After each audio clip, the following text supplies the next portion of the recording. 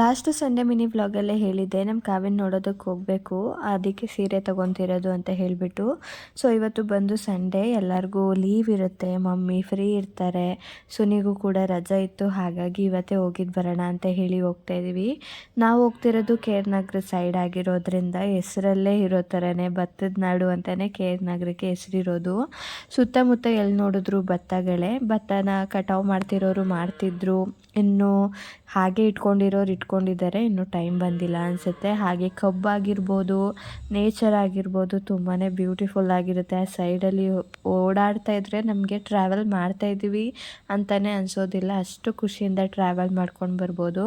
ಇನ್ನು on the ವೇಯಲ್ಲಿ ನಮಗೆ ಚುಂಚನಕಟ್ಟೆ ಸಿಗುತ್ತೆ, ಹಾಗಾಗಿ ಹೋಗಿದ್ದು ಬರೋಣ, ನೀರು ಕೂಡ ಚೆನ್ನಾಗಿರುತ್ತೆ ಅಂತ ಹೇಳಿದರು. ಈ ಟೈಮಲ್ಲಿ ಮಳೆ ಟೈಮ್ ಅಲ್ವಾ, ಹಾಗಾಗಿ ಅದಕ್ಕೆ ನೋಡ್ಕೊಂಡು ಬಂದುಬಿಡೋಣ ಒಟ್ಟಿಗೇನೆ ಅಂತ ಹೇಳಿಬಿಟ್ಟು ಹೋದ್ವಿ.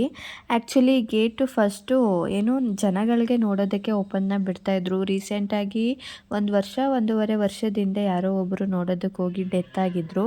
ಆವಾಗ ಕ್ಲೋಸ್ ಮಾಡಿದ್ದಾರೆ ಈ ಒಂದು ಗೇಟ್ನ, ಇನ್ನು ಅದನ್ನು ಓಪನ್ ಮಾಡಿಲ್ಲ, ಮಾಡೋದಿಲ್ಲ ಅಂತ ಅನಿಸುತ್ತೆ ನನ್ನ ಪ್ರಕಾರ. ಇನ್ನು ದೂರದಲ್ಲೇ ನಿಂತ್ಕೊಂಡು ನೀರನ್ನ ನೋಡ್ತಾ ಇದ್ವಿ. ನೀರಂತೂ ನೋಡೋದಕ್ಕೆ ತುಂಬಾ ಚೆನ್ನಾಗಿರುತ್ತೆ, ಅಷ್ಟು ಜಾಸ್ತಿ ಬರ್ತಾಯಿತ್ತು. ಇನ್ನು ಕೆಲವೊಬ್ರು ಹೇಳ್ತಿದ್ರು ಇವಾಗಲೇ ಕಡಿಮೆ, ಇನ್ನೂ ಸ್ವಲ್ಪ ದಿನ ಮಳೆ ಎಲ್ಲ ಚೆನ್ನಾಗಿ ಬಂದರೆ ಇನ್ನೂ ಚೆನ್ನಾಗಿ ಬಂದಿರುತ್ತೆ ನೀರು ಅಂತ, ಆವಾಗ ಇನ್ನೂ ನೋಡೋದಕ್ಕೆ ಚೆನ್ನಾಗಿ ಕಾಣುತ್ತೆ ಅಂತ ಅನಿಸುತ್ತೆ ನನಗೆ.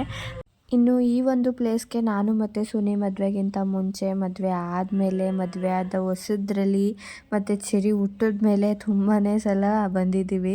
ಸೊ ಎಷ್ಟೋ ಸಲ ಬಂದರೂ ಈ ಜಾಗ ಒಂದು ಬೇಜಾರಂತ ಅನಿಸಲ್ಲ, ಯಾಕೆಂದರೆ ಸುತ್ತಮುತ್ತ ನೇಚರ್ ಇರುತ್ತೆ, ಈ ರೀತಿ ನೀರು ಇದನ್ನೆಲ್ಲ ನೋಡ್ತಾ ಇದ್ದರೆ ನಮಗಂತೂ ಸಿಕ್ಕಾಪಟ್ಟೆ ಖುಷಿಯಾಗುತ್ತೆ.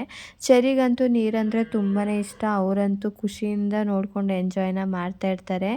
ಈ ಟೈಮಲ್ಲಿ ಇಷ್ಟು ಬರ್ತಾಯಿದೆ, ಬೇಸಿಗೆ ಟೈಮಲ್ಲೂ ಕೂಡ ಒಂದು ಸ್ವಲ್ಪ ಮಟ್ಟಿಗೆ ಬರ್ತಾ ಇರುತ್ತೆ ನೀರು, ಬಟ್ ಮಳೆ ಟೈಮಲ್ಲಿ ತುಂಬಾ ಚೆನ್ನಾಗಿ ಬರ್ತಾ ಇರುತ್ತೆ. ಇನ್ನು ಕೆಳಗಡೆ ಬಂದಮೇಲೆ ಇಲ್ಲಿ ಒಂದು ಆಂಜನೇಯನ ವಿಗ್ರಹ ಇದೆ, ಅಲ್ಲಿ ನಿಂತ್ಕೊಂಡು ಒಂದು ಸ್ವಲ್ಪ ಫೋಟೋಸ್ ಎಲ್ಲ ತೆಗೆಸ್ಕೊಂಡ್ವಿ.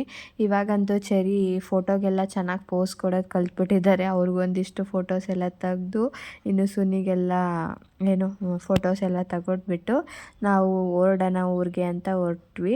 ಸೊ ಅಲ್ಲಿಗೆ ಹೋದ್ಮೇಲೆ ಏನೇನಾಗುತ್ತೆ ಅಂತ ಹೇಳಿ ನಾನು ನನ್ನ ನೆಕ್ಸ್ಟ್ ಮಿನಿ ಬ್ಲಾಗಲ್ಲಿ ಅಪ್ಲೋಡ್ ಮಾಡ್ತಾ ಇರ್ತೀನಿ, ನೋಡ್ತಾ ಇರಿ.